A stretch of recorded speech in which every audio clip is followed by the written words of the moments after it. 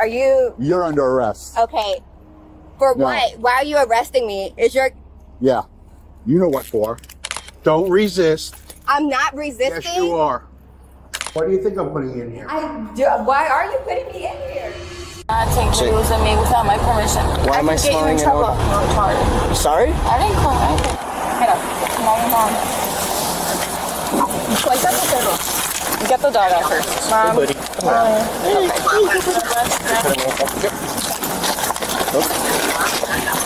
¿Vas a hacer los exámenes, yes or no?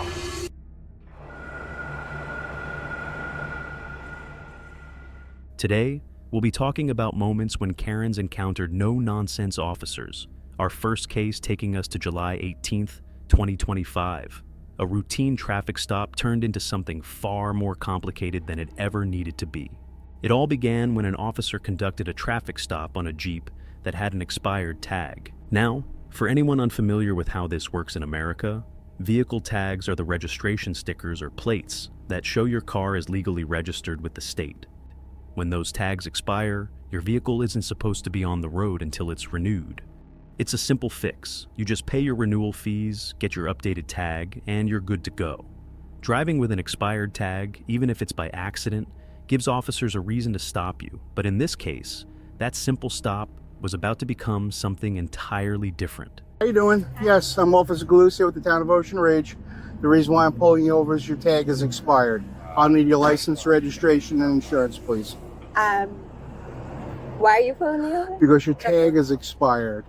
Okay. Okay? Am I breaking the law? Yes, your tag is... It's surprising how she was still asking what she had done wrong, even when the officer calmly explained that her tag had expired. Rather than listening, she seemed more focused on defending herself, or, more accurately, convincing herself that she had done nothing wrong. What she said next will shock you. to produce your Call information. your supervisor. I'm not failing to do anything. I'm asking for you. No, yes, you are. No, I'm asking It's for your upon supervisor. demand. I'm demanding your supervisor. No, you don't get to demand my You're a public supervisor. servant. You wait. Because You serve you're... the public. Yes. I didn't cause any crime. I didn't hurt 500. anybody. I'm not. This is where it all usually goes wrong, going straight into argument mode. She didn't want to admit anything, even though the expired tag was right there for everyone to see. Instead of looking for how to solve the situation, she went on to demand for his supervisor. 526, would you 56 me here? Now I need your license, please. I'm not doing anything commercially. So. Your tag is expired. I, Come here, I'll show you. no. It's right here. Now, this is something officers see often, people trying to deflect by escalating. But the officer didn't get upset.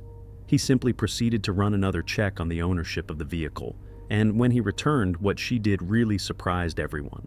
And I'm not going to argue with I'm you. not arguing, sir. I'm asking you. I'm asking you for your driver's license. You're driving your vehicle in the state of Florida, and you are. Traveling. I'm traveling. So you're going to play that game. No, I'm not playing any Oh, game. yeah. This is my freedom Okay. we're talking about Yeah, here. it is, and And sure. we're talking about you. My as a- my as a sergeant's on his servant. way, and We're you know, talking about you as a my public servant. my sergeant's on the way, and you can talk to and him. We can talk to him. Yeah. And I hope you know. I hope your you job know. and what you're doing. I hope I do too. What she means is that she doesn't need a license because she wasn't operating a commercial vehicle. Does she mean that only commercial drivers need a license?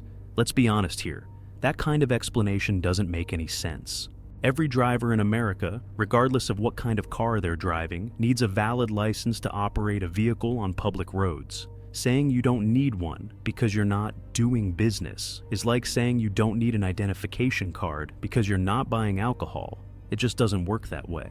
Eventually, the supervisor she requested finally arrived, but by then, things had gone too far to turn back. Supervisor, Hi. this officer has conducted a lawful traffic stop. Is it lawful or illegal? It's a lawful traffic stop. It is. And yes. what law am I? Well, am I breaking? Apparently, you're What law? Is that? Okay. Can we see your license and registration? That has nothing to Okay, do 10:15. with because. Are you You're under arrest. okay? For No. what? Why are you arresting me? Is your Yeah. You know what for. Right? Welcome to America. wow? This is Please not. don't- This isn't. Don't resist. I'm not resisting. Yes, you are. This is not even my car. I did not. Still, even while being handcuffed, she kept demanding to know what she had done wrong. It's one of those situations that make you shake your head, not because the law is complicated, but because the person just refused to listen. Her journey that day was meant to take her somewhere else, but instead, it ended her in jail. She didn't even stop there. She set up another drama at the station. She continued insisting that the officers were wrong. When a check was done on her name, it was discovered that her license had been suspended, which was another offense. She just wanted to prove she was right, even when the facts were clearly against her. That's the hallmark of an entitled mindset, believing that following the same rules as everyone else somehow doesn't apply to you. It's worth saying that the officer in this situation showed a lot of patience. He explained the issue several times, gave her multiple chances to comply, even brought in a supervisor to make sure she was treated fairly, but she refused every opportunity to make it easier for herself. Using me without my permission. Why am I smelling an odor? Sorry? I didn't call anything. Mira, get the dog out first. Hey, buddy. Come on.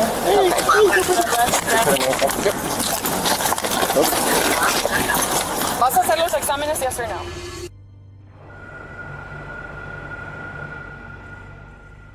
Our next case took place on June 24th, 2024, when officers responded to a report about a car accident. What they met at the scene was not just a damaged vehicle, but a dose of attitude that turned a simple investigation into a full-blown scene no one expected. What's your driver's license? Do you have your driver's license? Ma'am? Wallet? Your wallet?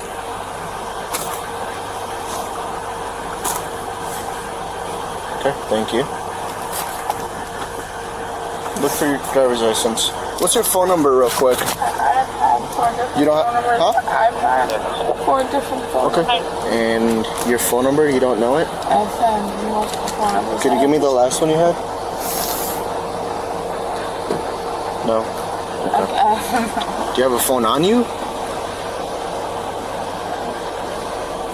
And do you have insurance for the vehicle? Yes. Could I see it? My daddy has insurance. Okay. My dad does everything. When you're driving, you're required by law to have at least a copy of your insurance with you, either a printed version or a digital one on your phone. It's part of being a responsible driver, because if anything happens on the road, the police need to confirm that your vehicle and your insurance are both valid. The officer, being patient, tried to explain that she needed to present her identification and insurance documents herself. But instead of cooperating, she suddenly changed the subject. Tired. I haven't slept in 4 days. Why are you slurring your words? Do you normally speak like that? I do. Yes. Okay. Why am I smelling? see? Why I am I can get you in smelling an trouble. odor? For what? It's okay. I'm asking for a back. Give me a phone to call my mother. I'm with. You want to call your mother? What's her phone number? And I can call her. I'm not giving it. It's something we've seen too many times. People trying to use family influence to escape responsibility. But the truth is, once you're behind the wheel, you're accountable for your own actions, no matter who your parents are. The officer remained calm, not reacting to her attitudes. He simply continued explaining what he needed from her. But what she said next was what truly shocked the officer. Asking you, where were you coming from? Where were you trying to go? Like, what was your objective? Where are you trying to go right now? My objective was to pick up somebody that was homeless. Like a friend? Yes. Where? I was homeless. Okay. And before that, where did you get in your vehicle? I'm not talking about this. I don't care about paying. Paying? Whatever, how much I have to pay. I was trying to pick up somebody that was homeless. Okay. And I go home. Were you coming from home, or where do you live? I'm not telling you where. Okay. That one question said it all. It wasn't about being right or wrong anymore. She thought this was just something she could pay her way out of. Like it was a fine you could settle on the spot. When officers suspect that someone is under the influence, it's not about money. It's about safety. It's about making sure no one on the road is endangering themselves or others.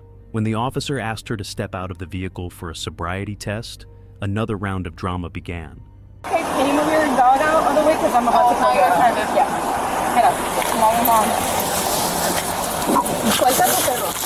Get the dog out first. Hey, buddy. Come on.